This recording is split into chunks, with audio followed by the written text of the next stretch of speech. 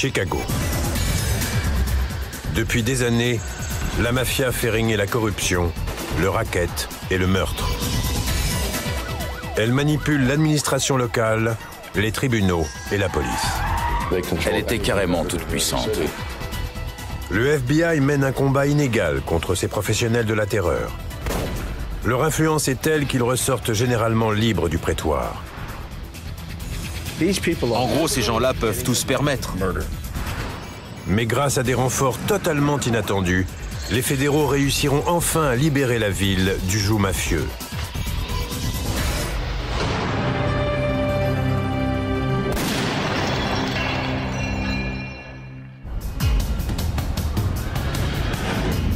Chicago, la deuxième métropole des États-Unis. Célèbre pour ses innombrables gratte-ciels et ses redoutables activités illégales. Activités qui se sont d'ailleurs longtemps déroulées sous la ville. Bâtie en bordure du lac Michigan au milieu du 19e siècle, Chicago repose partiellement sur des pilotis. Et son sous-sol est devenu le quartier général de la pègre.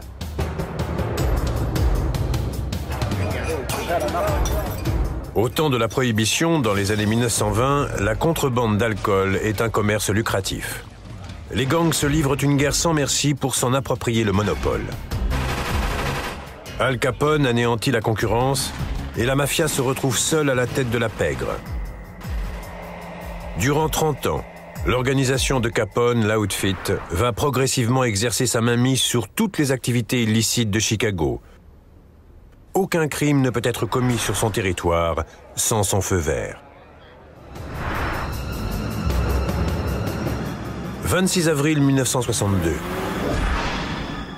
Deux jeunes malfrats, Billy McCarthy et Jimmy Miraglia, prennent un véhicule en filature. À son bord, les frères Scalvo et une passagère. Les Scalvo sont liés à la mafia. Suite à un différend avec eux, McCarthy et Miraglia ont été sauvagement passés à tabac. Ils ont décidé de se venger. Frank Culotta fait partie de leurs amis. On était des voyous, on traînait ensemble et on faisait des mauvais coups, quoi. Billy et Jimmy m'ont dit qu'ils voulaient buter les Scalvo et j'étais censé les accompagner. Mais le soir où ça s'est passé, je jouais au bowling avec une fille. Culotta affirme qu'ils sont partis sans lui. McCarthy et Miraglia suivent la voiture des Scalvo jusqu'à ce fief de la mafia. Une fois les frères garés, McCarthy et Miraglia vident leur chargeur sur la voiture.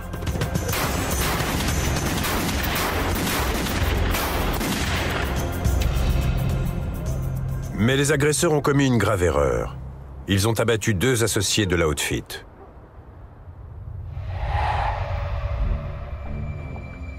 Sitôt informé des meurtres, l'organisation envoie l'un de ses lieutenants, Tony Spilotro, parler à Culotta. Les deux hommes sont de vieux amis.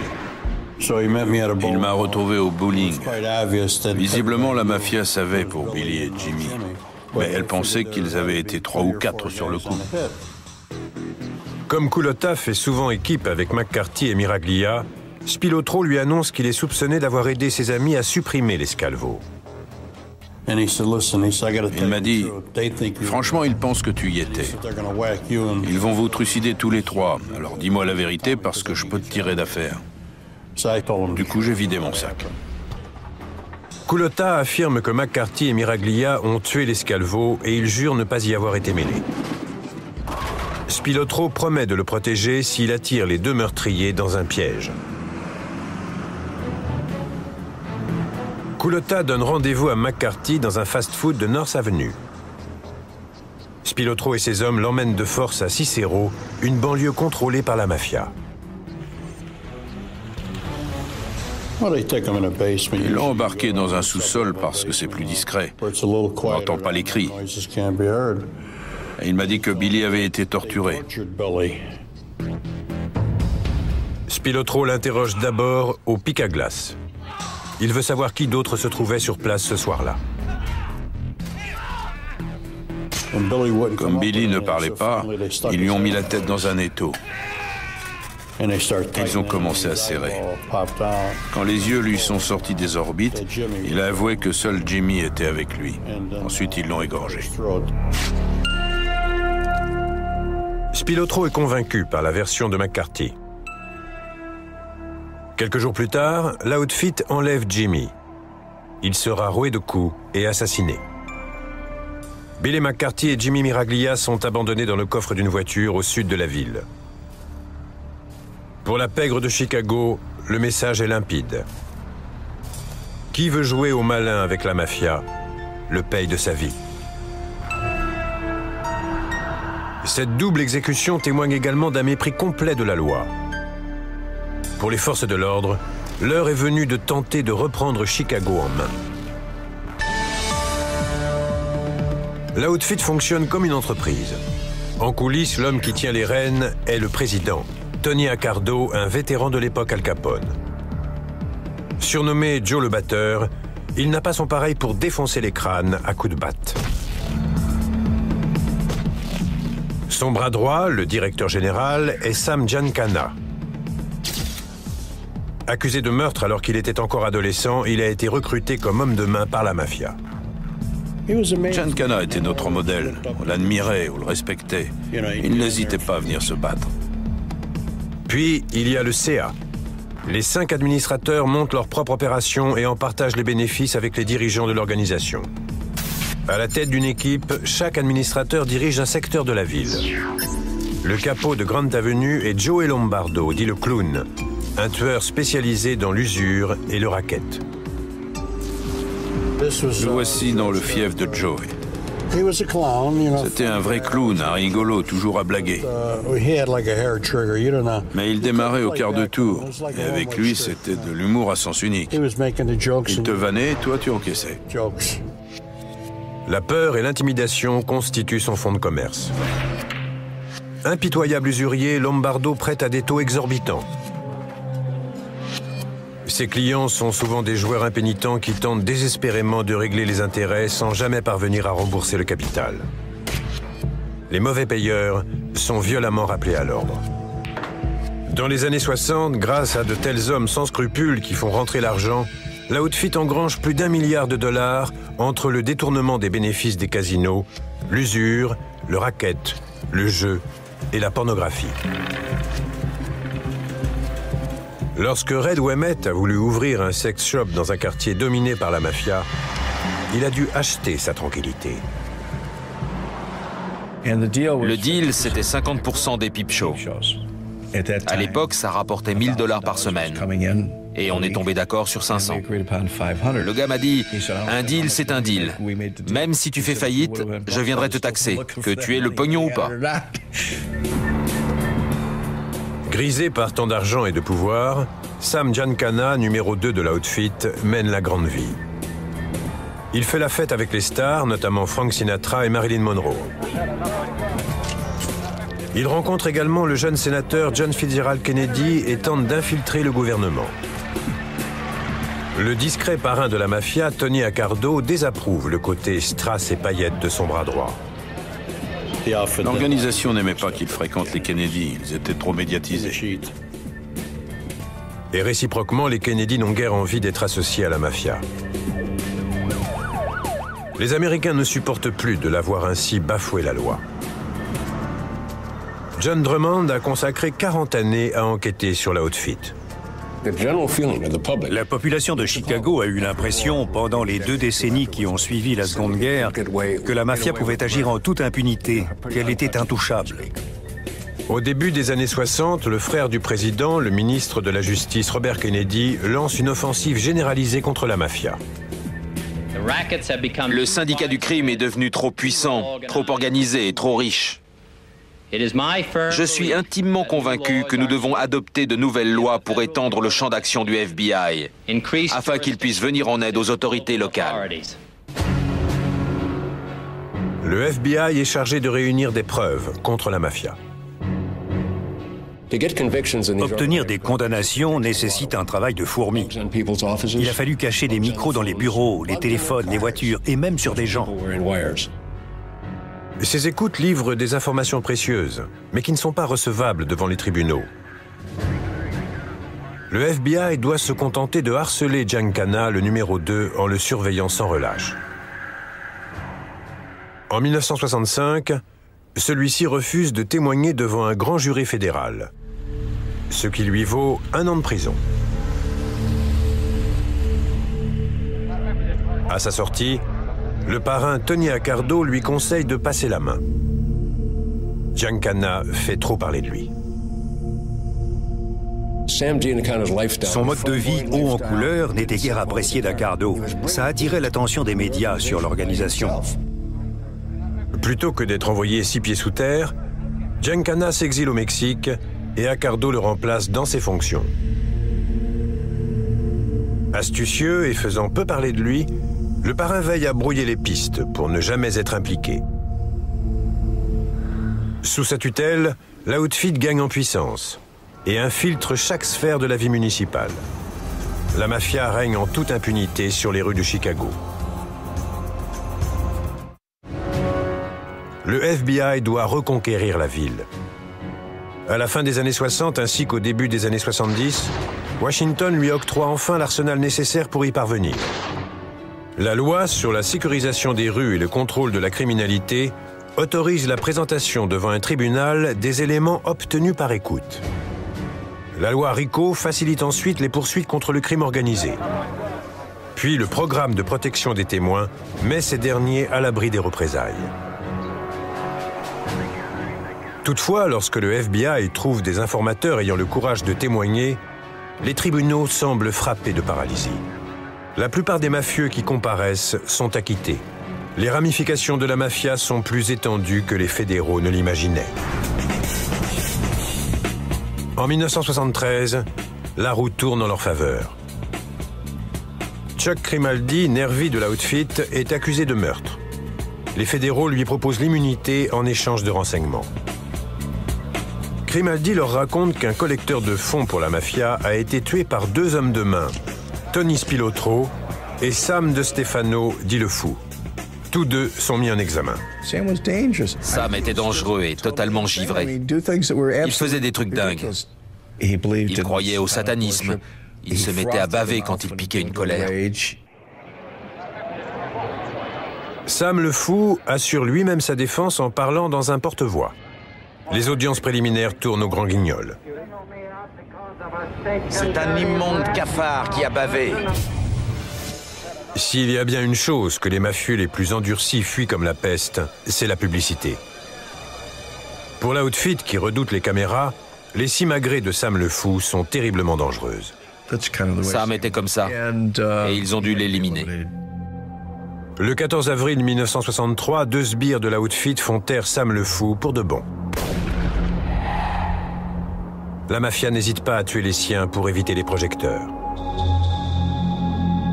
À la surprise du FBI, le juge acquittera le complice de Sam, Tony Spilotro.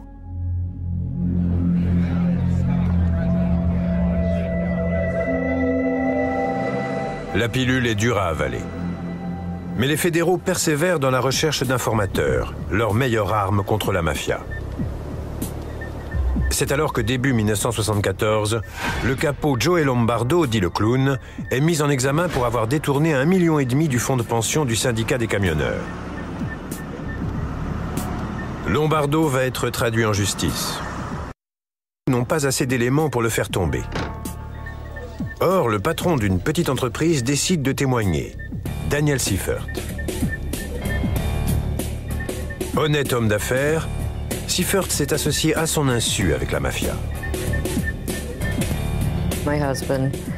Mon mari, Daniel Seifert, voulait se lancer dans la fibre de verre et M. Lombardo lui a prêté de l'argent. L'entreprise a prospéré pendant quelques années et un beau jour, Daniel s'est rendu compte que c'était une couverture pour blanchir des fonds. L'argent sale de Lombardo achète les matières premières et les services nécessaires à la fabrication de la fibre de verre.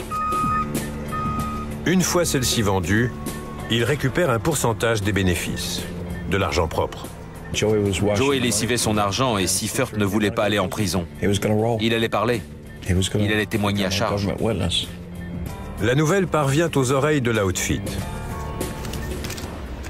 Vendredi 27 septembre 1974.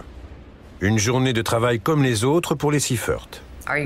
Notre plus jeune fils, Joseph, 4 ans à l'époque, avait dit qu'il ne se sentait pas bien et qu'il voulait venir au travail avec nous. Daniel Seifert est dehors lorsque la mafia rend visite à sa famille. Malgré la cagoule, Madame Seifert croit reconnaître l'un des agresseurs. Je l'ai reconnu à sa stature et à ses gestes. J'étais sûre qu'il s'agissait de Monsieur Lombardo. On a entendu un coup de feu et à ce moment-là, l'homme qui braquait une arme sur ma tempe est sorti en disant « Restez là, ne bougez pas ». J'ai attendu, je ne saurais dire combien de secondes. Puis, Madame Seifert sort à son tour. Un homme était dehors, armé d'un fusil à pompe à canoncier. Mon mari se trouvait à l'autre bout du parking. Il était grièvement blessé. C'est la dernière fois que je l'ai vu vivant. Ce sera le dernier souvenir que le petit Joe Seifert gardera de son père. Un corps gisant sur le parking. Je me rappelle avoir vu mon père par la vitre de la voiture. Cette image m'est restée toute ma vie.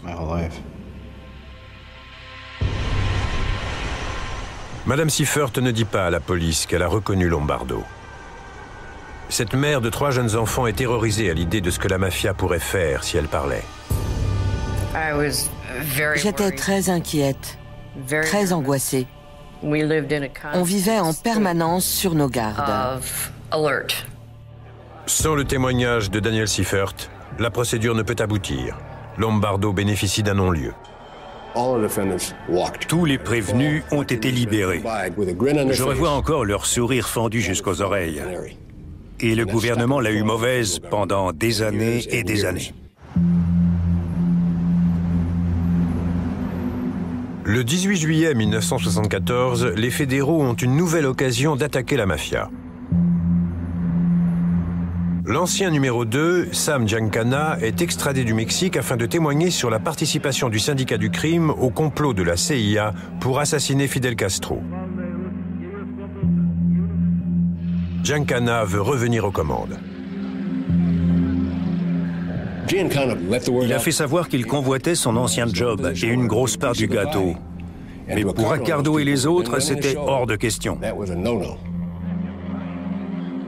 Redoutant que le parrain ne fasse tuer ce précieux témoin, les fédéraux le placent sous surveillance durant quasiment une année.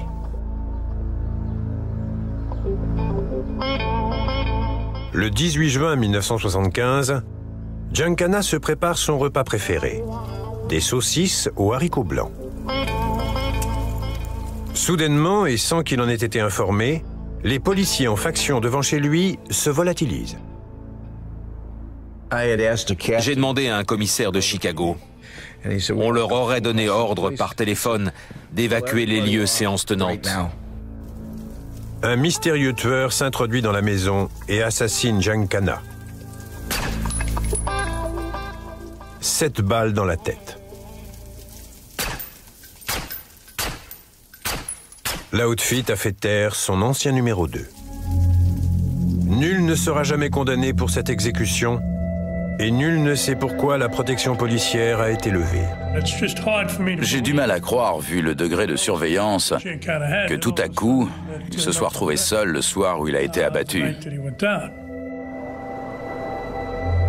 À la fin des années 70, le procès d'un nervi de la mafia pourrait enfin aboutir à de la prison. Harry Hellman, dit le boxeur, est mis en examen pour le meurtre d'un délégué du syndicat des camionneurs, William Logan. Et cette fois, les fédéraux ont 2 témoins oculaires. Un certain Bobby Lowe a déclaré avoir assisté à la fusillade. Il a vu Hellman abattre Logan. Et l'autre témoin était le conducteur de la voiture dans laquelle le tueur a pris la fuite. La mafia de Chicago a besoin d'un ténor du barreau pour faire acquitter Hellman.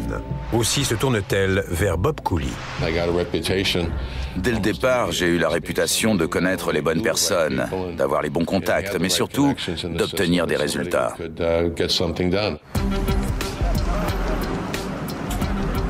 Cooley est en mal de réussite sociale. Défendre la mafia lui donnerait accès à un niveau de vie et à des privilèges dont sa famille n'a jamais bénéficié. Je suis d'un milieu modeste. Mon père est resté simple inspecteur de police toute sa vie, parce qu'il était l'honnêteté même. Gagner ce procès confortera sa réputation auprès de l'Outfit. Jouant son va-tout, il promet de faire acquitter Hellman. Il tenait à un verdict de non-culpabilité, car ça rend extrêmement docile de savoir que l'organisation a les reins assez solides pour protéger tout le monde. En revanche, Cooley ne bénéficiera d'aucune protection si Hellman est condamné. J'étais déjà prêt à fuir si je perdais. Je savais ce qui m'attendait. Si je ne réussissais pas à tenir mon engagement, il m'aurait tué, sûr et certain. Cooley fait le pari risqué de rencontrer le juge Frank Wilson. Je lui ai proposé 10 000 $ pour truquer le procès. Il stressait totalement, et moi aussi. Je redoutais une condamnation. Je ne le sentais pas. Mais le pari s'avère gagnant. Bilan des courses, tout le monde est resté baba quand le juge a acquitté Harry Hellman. Il a rejeté le témoignage de Lowe comme non crédible. Cet acquittement surprise déclenche un tollé général. Scandalisés, les habitants ont compris que la seule solution était de faire intervenir l'oncle Sam, le FBI, le fisc, le ministère de la Justice. Sinon, il n'y aurait jamais aucune condamnation. L'influence de la mafia sur les tribunaux a beau susciter la controverse, l'Outfit continuera de régner sur la ville tant que le FBI ne viendra pas à bout de cette emprise. L'acquittement d'Hellman a fait de Bob Cooley une véritable star du milieu. Les gangsters affluent dans son cabinet. Tous les moyens lui semblent bons pour défendre ses clients. J'utilisais aussi bien l'argent que les effets de manche. J'avais plus d'un tour dans mon sac pour les faire libérer. J'y mettais un point d'honneur. Chicago est divisé en 50 districts, chacun dirigé par un conseiller municipal qui répartit les contrats et les emplois municipaux. Le pot de vin versé au juge qui a reconnu Hellman non coupable de meurtre provenait du plus prospère et puissant de tous, le 1er district. Et ici, l'homme qui fait la pluie et le beau temps n'est autre que le secrétaire du district, Pasqualino Marcone, plus connu sous le nom de Pat Marcy. Marcy est lié de longue date à la mafia. Tony Accardo et lui ont tous deux travaillé pour Al Capone. Marcy, l'ancien porte-flingue de Capone, est devenu le boss du 1er district. Il tenait absolument tout le monde, y compris le gouverneur. Pat Marcy et Fred Rotti, conseiller municipal véreux, ont leurs habitudes dans ce restaurant. Bob Cooley, l'avocat vedette de la mafia, est régulièrement invité à leur table. Dès que je suis entré dans le sérail, j'ai pu aider des amis à devenir juge et ma famille à faire des tas de choses. C'est difficile de décrire à quel point ces deux-là étaient puissants. Je dirais que rien ne leur était impossible. Au restaurant, Marcy et Rotti distribuent contrats et emplois municipaux tout en prenant leur pourcentage. Pat Marcy était un mafieux notoire. Et tous les juges au niveau fédéral ou national venaient lui présenter leur respect. Pour devenir magistrat, il fallait passer à la caisse. Avec Marcy, la mafia tient l'avenir politique de la ville entre ses mains. Marcy rétribue les communautés défavorisées afin de truquer les votes. Je l'ai souvent vu donner 5 $ aux électeurs qui arrivaient. En échange, la personne ressortait et quelqu'un d'autre allait dans l'isoloir à sa place. À chaque élection, si le résultat ne leur plaisait pas, ils le modifiaient. En 1979, Cooley est témoin de la toute-puissance de l'Outfit lorsque le nouveau chef de la police, Joe DiLeonardi, prend des mesures draconiennes contre la criminalité et la corruption. Fred Rotti lance alors un ultimatum à Madame le maire. Soit elle limoge DiLeonardi, soit il bloque la ville. Par l'intermédiaire de Marcy, le syndicat du crime contrôle les services municipaux qui assurent le fonctionnement de Chicago. Jane Byrne n'a pas d'autre choix que de relever Dee Leonardi de ses fonctions. La mafia a réussi là un stupéfiant tour de force. De nombreux hommes politiques, juges et policiers sont à la solde de l'outfit. Le FBI ne peut en faire tomber aucun s'il ne met pas d'abord un terme à l'infiltration mafieuse des tribunaux. Or, la magistrature reste muette, jusqu'à ce que l'un de ses honnêtes représentants décide de donner un coup de pied dans la fourmilière. Brockton Lockwood, juge de l'Illinois du Sud, est écœuré par la corruption qui gangrène les tribunaux de Chicago. J'ai découvert que certains juges étaient achetés. Environ 10% de mes confrères étaient des crapules pur jus qui touchaient des bakchiches. Et quand je m'en suis rendu compte, j'ai décidé de ne plus faire partie du système. Mais avant de démissionner, j'ai voulu en parler à quelqu'un. Début 1981, le juge Lockwood appelle le ministère de la Justice à Washington qui le persuade de l'aider à lutter contre l'outfit. En gros, ils m'ont dit « Si vous nous confirmez tout ça, on interviendra. » J'ai répondu « D'accord, mais comment je m'y prends ?» Et eux, porter un micro caché. Dissimulant un magnéto dans l'une de ses bottes, le juge entreprend de recueillir des preuves accablantes contre la justice corrompue de Chicago. Quand j'allumais l'appareil, je mourais de peur. Il était si lourd que j'avais l'impression de traîner un boulet au bout d'une chaîne. Et comme il glissait dans tous les sens, je devais le scotcher sur ma jambe en serrant très fort. Et ça m'a abîmé les vaisseaux du pied. Mais le juge poursuit sa croisade. Il fait mine d'être aussi véreux que ses interlocuteurs. J'ai enregistré des substituts du procureur, des policiers, des shérifs adjoints et des collecteurs de fonds qui me parlaient de leurs opérations passées ou à venir, et aussi de toutes les combines dans les différents dossiers les concernant. Au bout de 3 longues années, le FBI a rassemblé suffisamment de preuves pour refermer le filet. L'opération qui porte le nom de Code Greylord permettra de mettre 92 personnes en examen, dont 17 juges, 48 avocats, 10 shérifs adjoints et un parlementaire de l'Illinois. De l'opération Greylord, les tribunaux du comté de Cook ressortiront plus forts, plus efficaces, plus performants et surtout plus honnêtes. L'étendue de la corruption confirme les pires craintes des habitants de Chicago. C'est sorti en première page. Les gens s'exclamaient « Je vous l'avais bien dit, les juges sont des ripoux, en voici la preuve ». Ça a fait du bruit. Mais l'opération Greylord ne parvient pas à ébranler le réseau de Pat Marcy. Ce dernier a été prévenu avant le début de l'enquête, et aucun des prévenus ne l'a mis en cause. Pas un seul membre du sérail n'a été mis en examen. En fait, Greylord n'a servi qu'à enrichir encore davantage Marcy, car tous les juges impliqués ont dû être remplacés, et les nouveaux ont payé pour prendre leurs fonctions. L'opération Greylord a toutefois transformé radicalement la vie d'un homme, Bob Cooley. Greylord a marqué une étape décisive pour moi, car j'ai arrêté les magouilles et les pots de vin. Ces années passées au service du crime organisé lui ont fait ouvrir les yeux sur la sauvagerie inouïe de l'outfit. Et lorsqu'il doit blanchir un associé de la mafia qui a tué un innocent, il refuse. Ils étaient foncièrement mauvais. Ils avaient battu à mort un noir dans le métro. Et ils m'ont dit « C'est qu'un sale nègre, la belle affaire ». Ça a été la goutte d'eau qui, j'ignore pourquoi, a fait déborder le vase. Et j'ai voulu couper totalement les ponts. Après toutes les scènes de violence et de corruption auxquelles Cooley a assisté, ce meurtre gratuit est un électrochoc. Ils faisaient sans arrêt des réunions pour savoir qui ils allaient trucider et de quelle manière. Ils en discutaient très naturellement, comme si nous parlions cuisine. Cooley décide de laisser tomber. Mais personne ne quitte la mafia. S'il s'enfuit, ils le traqueront sans relâche.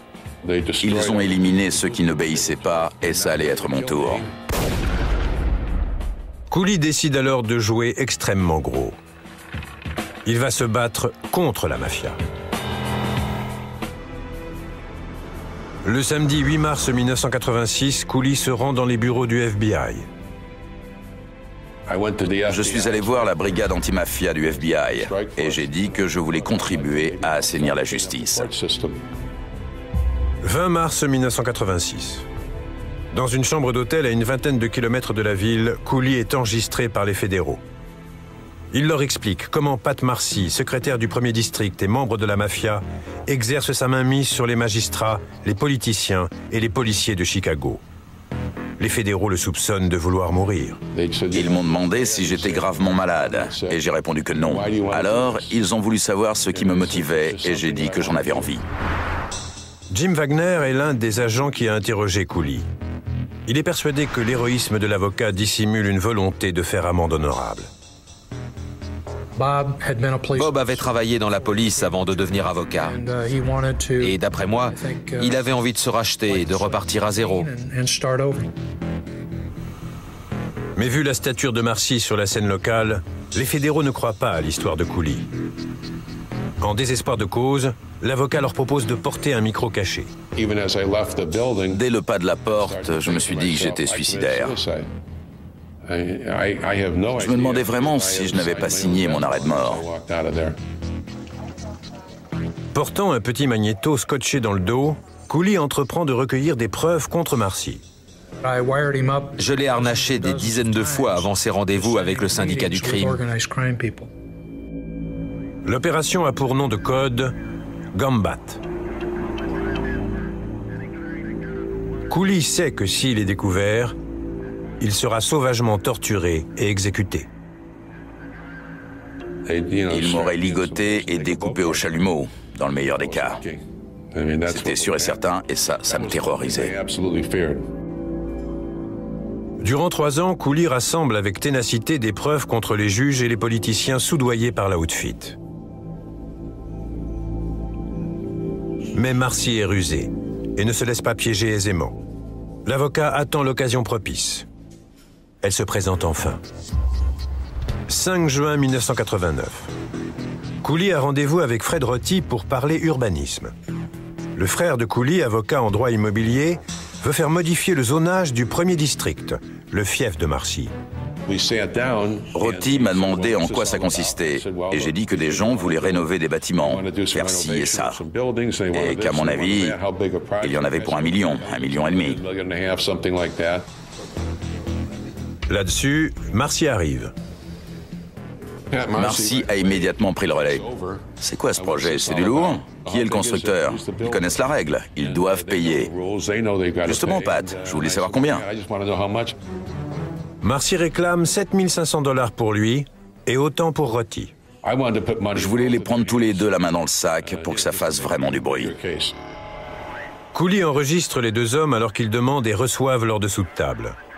Il y a là de quoi les faire condamner. Il s'attaque ensuite à d'autres membres du sérail.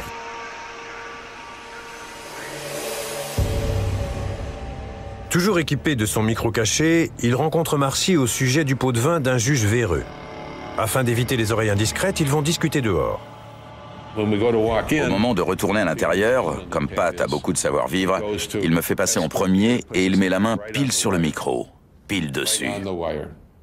Jim Wagner et toute l'équipe de surveillance sont sur le grill. Si l'appareil est découvert, Cooley sera exécuté. Le suspense était insoutenable. Mais vu son bagou, Bob pensait être capable de se sortir de tous les mauvais pas. Cooley réfléchit à toute vitesse alors qu'ils rejoignent leur table.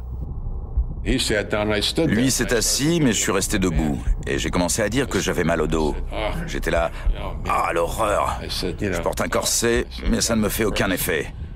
Je souffre le martyre, je ne vais pas pouvoir. J'ai vraiment mal au dos. Je cherchais comment leur tirer ma révérence. Et j'ai conclu, il faut que je m'en aille, Pat. Je vais voir mon médecin. Et je suis parti. Heureusement pour lui, Marcy le croit. Et Cooley continue à enregistrer ses conversations avec les habitués du 1er district. Il réussira à amasser suffisamment de preuves pour faire tomber les hommes politiques à la solde de la Outfit. Sa mission terminée, Cooley s'évanouira dans la nature grâce au programme de protection des témoins. J'ai quitté Chicago en novembre 89 et la mafia n'a tué personne pendant 9 ans après ça. Ils n'avaient pas brusquement renoncé au meurtre, mais ils avaient compris qu'ils n'étaient plus intouchables. «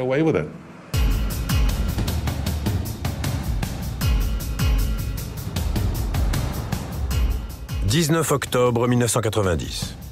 L'opération Gambat démantèle le réseau mafieux du 1er district. 24 prévenus appartenant à l'élite de Chicago seront reconnus coupables. Parmi eux, Pat Marcy. Mis en examen pour association de malfaiteurs, activité criminelle organisée, corruption et racket, il fera une crise cardiaque durant son procès et mourra peu après. Fred Rotti sera condamné à 4 ans de prison pour association de malfaiteurs, corruption et activité criminelle organisée. Le juge Wilson, qui a accepté un pot de vin pour acquitter Harry Hellman 12 ans plus tôt, ne supportera pas d'être rattrapé par ses liens avec la mafia. Il se suicidera. Mais Cooley n'en a pas encore totalement fini. Il persuade le procureur que le principe de l'autorité de la chose jugée ne s'applique pas pour Harry Hellman et que ce dernier doit être à nouveau traduit en justice.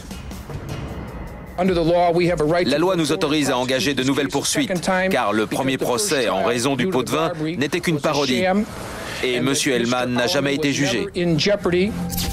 Hellman devient le premier homme de toute l'histoire des États-Unis à comparaître 2 fois pour meurtre. Reconnu coupable, il est condamné à 300 ans de prison, dont 100 incompressibles. Grâce à la surveillance exercée par Cooley, la corruption du 1er district est étalée au grand jour et l'appareil judiciaire est réformé afin de revoir le mode de nomination des juges. Le FBI a remporté une victoire majeure contre la mafia. Je suis très fier de ce qu'a accompli Bob. Il a été remarquable. Il fait partie des meilleures sources que le FBI de Chicago ait jamais eues.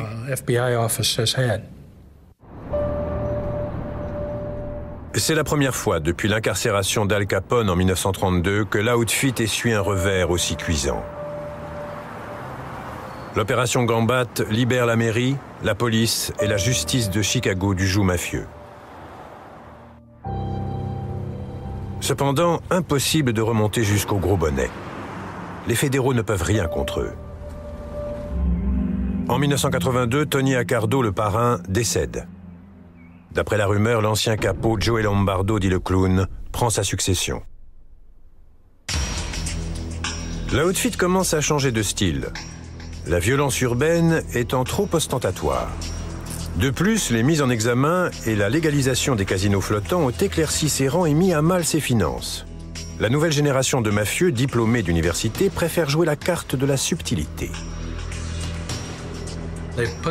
Ils investissent là où ils peuvent dissimuler leur argent. Ils possèdent des sociétés de construction ou de transport, des bars, des restaurants et des entreprises de collecte de déchets.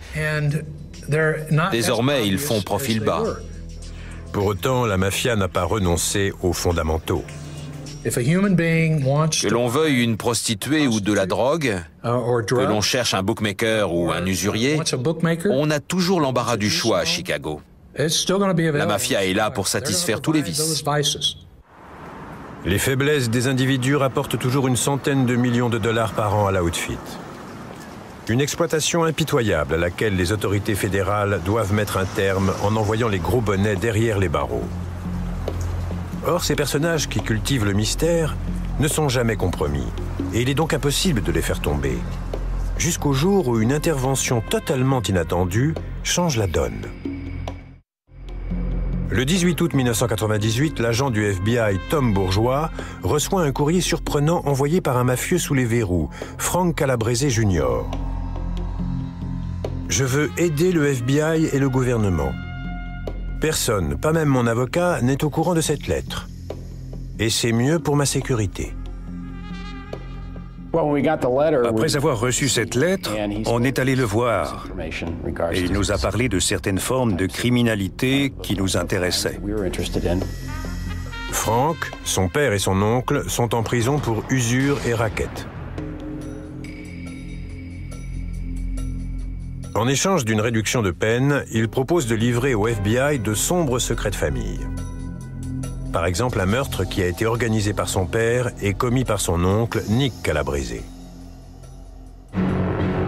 La victime est un autre mafieux, John Feccarotta. 14 septembre 1986. Nick Calabrese part faire un tour en voiture avec Feccarotta. Il lui tire soudain une balle en pleine tête, mais ne réussit qu'à le blesser.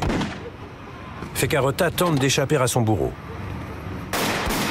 Calabrese est contraint de l'achever dans la rue. Pour le tuer, Nick a mis des gants en latex qu'il a enlevés et jetés près d'une benne à ordures. Les policiers récupèrent les gants et les gardent comme pièce à conviction. À l'époque, on ne sait pas encore faire parler l'ADN. Mai 1999. Sur les indications de Frank Jr., les fédéraux rendent visite à Nick Calabrese en prison. Ils ont un mandat pour faire un prélèvement d'ADN. Si Nick s'avère être le meurtrier, il finira ses jours derrière les barreaux. Calabrese n'en menait pas large. Si la mafia apprenait qu'on savait qu'il avait exécuté un contrat, son compte était bon. Il était pris entre le marteau et l'enclume. Soit il nous aidait, soit il se faisait tuer. L'Outfit sait que pour éviter la perpétuité, Nick Calabrese acceptera probablement la proposition du FBI, une réduction de peine en échange d'informations. Et Nick Calabrese collabore bel et bien. C'est une première pour un membre de la mafia. Ces révélations seront extrêmement précieuses. C'était une mine de renseignements. Il nous a dit avoir personnellement participé à plusieurs meurtres. Le FBI a enfin ce qu'il attendait depuis des dizaines d'années. Le témoignage d'un repenti qui permettra de faire tomber les dirigeants de l'Outfit. Il lance l'opération Secret de famille. Red Ouimet est un témoin capital de l'enquête. Il a commencé à travailler pour l'Outfit à la fin des années 60. Au bout d'à peine 3 ans, il ne supportait plus les violences sadiques. Ils profitaient des plus faibles. Ils ne se frottaient jamais à ceux qui avaient du répondant. Devenu indicateur du FBI, Ouimet a mené une dangereuse double vie durant 18 ans, enregistrant secrètement les conversations. Son témoignage permettra d'enfermer à vie certains des plus tristement célèbres tueurs de l'Outfit. Il bénéficie actuellement du programme de protection des témoins. En avril 2005, après 7 ans d'enquête, l'opération Secret de famille décapite la mafia. 14 des plus hauts dirigeants sont mis en examen. Notamment le parrain Joey Lombardo, dit le clown. Tous les prévenus ont commis des crimes odieux pour le compte de l'Outfit. Leur mise en examen porte sur 18 meurtres qui remontent jusqu'à 40 ans en arrière, y compris celui du témoin fédéral Daniel Seifert en 1974. Le 27 septembre 2007, Lombardo est enfin reconnu coupable du meurtre de Seifert. L'accusation a requis la perpétuité. Cette victoire a un goût amer pour la famille Seifert. On me dit souvent de tourner la page, mais c'est impossible. Un drame pareil vous marque à jamais. Certes, la mafia de Chicago a vu sa direction décimée par l'opération Secret de famille, mais elle a du ressort. Je doute que ceux d'entre nous qui luttent contre le crime organisé depuis de nombreuses années déclarent un jour l'avoir éradiqué. Pour les habitants de Chicago, le crime organisé fait partie intégrante de l'histoire de la ville. Il a toujours été présent. Impossible de l'éliminer pour de bon. On peut le freiner, mais pas l'arrêter définitivement. En même temps, Secret de famille l'a sacrément ébranlé. Le message est clair. Gare à vous, on est là et on vous aura.